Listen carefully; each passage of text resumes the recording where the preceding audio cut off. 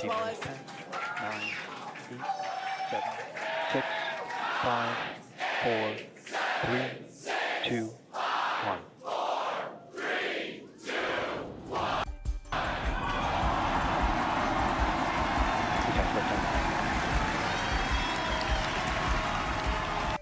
We have just witnessed a historic event in the aerospace industry, the 6th test flight of SpaceX's Starship, marking a significant milestone in the journey of space exploration.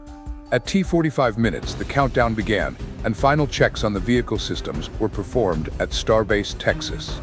The SpaceX team confirmed that fueling of both stages of the rocket was complete, using liquid methane and liquid oxygen. Weather conditions at the launch site were favorable, with light winds, creating ideal conditions for a smooth launch. At T10 minutes, the launch director gave the final confirmation to begin, and the automatic check sequence was activated to ensure that all 33 Raptor engines on the Super Heavy booster were ready. At T1 minute, ground cameras captured the steam rising as the pressure in the fuel tanks reached its maximum. At the crucial moment, at 0 seconds, the ignition system fired up and all 33 Raptor engines lit up simultaneously, creating an impressive spectacle as Starship launched from the pad. The flight started strong, with a thick trail of smoke extending across the sky, visible from miles away. The engines operated steadily, providing maximum thrust, propelling the vehicle rapidly upward.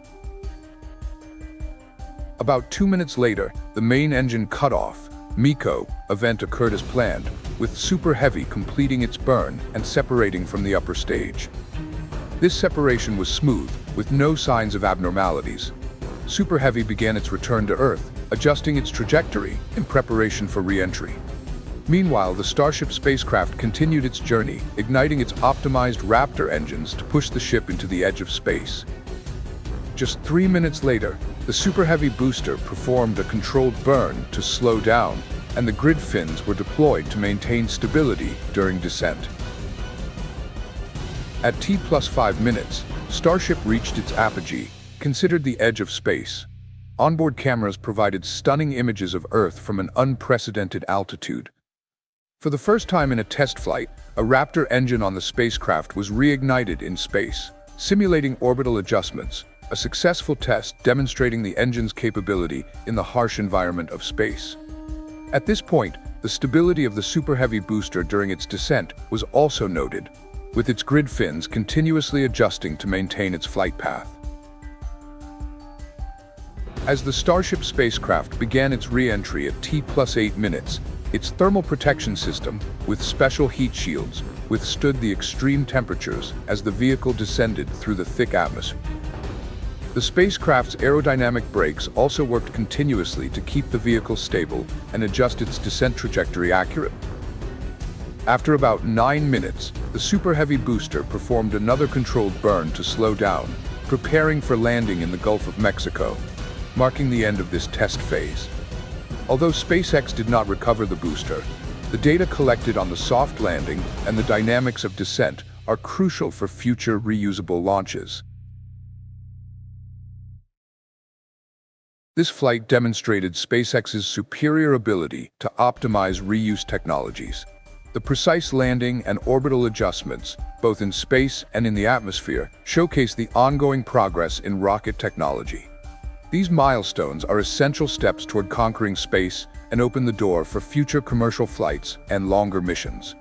Just imagine, could we soon see Starship carrying humans to the Moon or Mars? It's clear that this reusable technology will be key to reducing costs and increasing the frequency of space flights. What are your thoughts on this development? Please share your opinions with us. Starship successfully reignited one of its Raptor engines in space for the first time, a major advancement in space technology.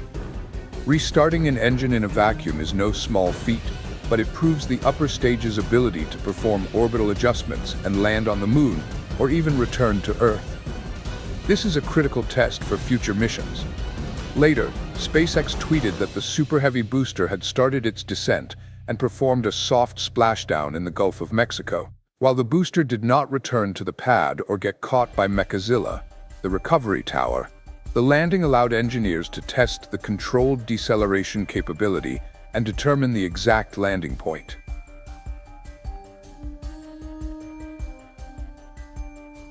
As the Starship spacecraft prepared for re-entry, a unique challenge emerged.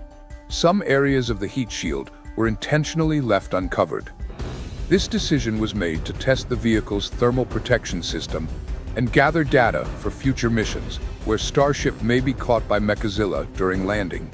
Throughout re-entry, the spacecraft's thermal protection system, made of high heat shields, endured the extreme temperatures as the vehicle descended through the atmosphere. The spacecraft's aerodynamic fins continuously adjusted to maintain stability and helped orient the spacecraft for the proper landing position. Despite missing some heat shields, Starship still performed a controlled splashdown in the Indian Ocean, successfully completing the test mission. This data is critical for improving heat protection capabilities and will influence future designs. Many of you might wonder why SpaceX didn't attempt to catch the booster with Mechazilla during this test flight, especially after the success in the fifth flight. One observation during the launch may explain why. The communications tower at the top of the integrated stack seemed to have been damaged during the launch. The force and heat from the 33 Raptor engines at full power might have impacted the tower's structure, making it unreliable for a precise booster catch. Due to potential damage to the tower, SpaceX chose the controlled splashdown method as a precaution. The booster retrieval process depends on precise feedback from the tower system, and any issues with stability or connectivity could pose risks to both the booster and the retrieval system. This test flight may also have been an opportunity for SpaceX to evaluate alternative recovery scenarios. The booster's splashdown in the Gulf of Mexico allowed SpaceX to gather important data on how to slow down the booster in a controlled manner without relying on the recovery tower.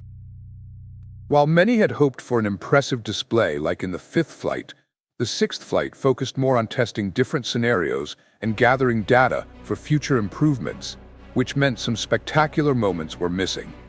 Nevertheless, these successes are still a major step forward in advancing space technology. So, what do you think about SpaceX's strategy? Do you think this test approach was the right decision for future flights, or should SpaceX take the risk of attempting a booster recovery next time? Share your thoughts with us, and don't forget to subscribe to the channel for the latest updates and the exciting journey of Starship and SpaceX.